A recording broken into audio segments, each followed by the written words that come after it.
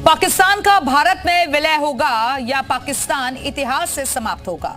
14 अगस्त को विभाजन विभीषिका स्मृति दिवस के मौके पर सीएम योगी ने ये बातें कही थी और सीएम योगी के बयान से पाकिस्तान में खलबली मची हुई है। पाकिस्तान के हुक्मरान मजबूरी में योगी के बयान को खारिज कर रहे हैं, लेकिन पाकिस्तानी तो योगी की भविष्यवाणी पर पहले ही मोहर लगा चुके हैं।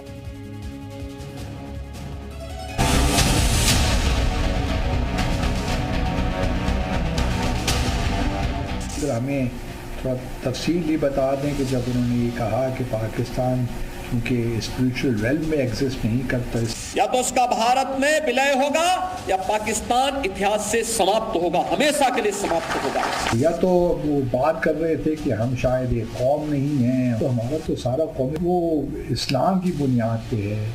योगी ने कट्टरपंथियों और पाकिस्तान के लिए जो स्ट्राइक की वो सीधे निशाने पर लगी। 77 साल पहले भारत पाकिस्तान के बीच बंटवारे की जो लाइन खींची थी उसे मिटता देख पाकिस्तान हैरान और परेशान है।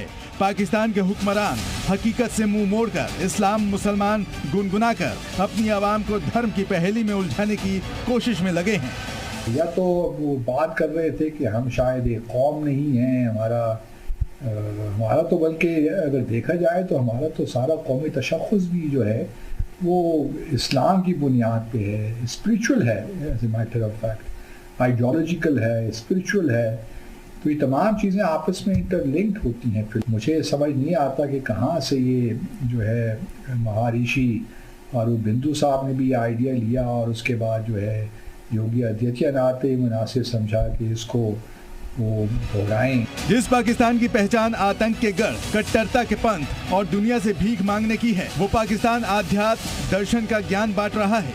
और पाकिस्तान को ये नकाब इसलिए ओढ़ना पड़ा है क्योंकि 14 अगस्त को सीएम योगी ने जिन्ना के मुल्क को आईना दिखाया था। आध्यात्मिक जगत में पाकिस्तान कोई वास्तविकता नहीं है।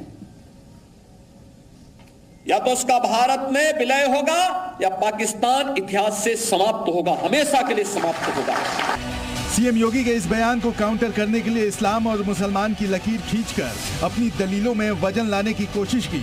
पाकिस्तान की सरकार को अब्दुल बासित की बैसाखी क्यों लेनी पड़ी, अब वो भी समझिए। अब्दुल बासित भारत में पाकिस्तान के उच्चायुक्त रह चुके हैं। पाकिस्तान में उन्हें भारत मामलों के जानकार के रूप में देखा जाता है, लेकिन सरकार और सेना की कठपुतली अब्दुल बासित इतनी बार पाकिस्तान के झूठे एजेंडे के लिए इस्तेमाल हो चुके हैं कि उन्हें भारत और दुनिया को क्या खुद पाकिस्तान में भी कोई सीरियसली नहीं लेता। पाकिस्तानी अवाम बासित को कम और योगी के बयानों को ज्यादा गंभीरता से सुनती है।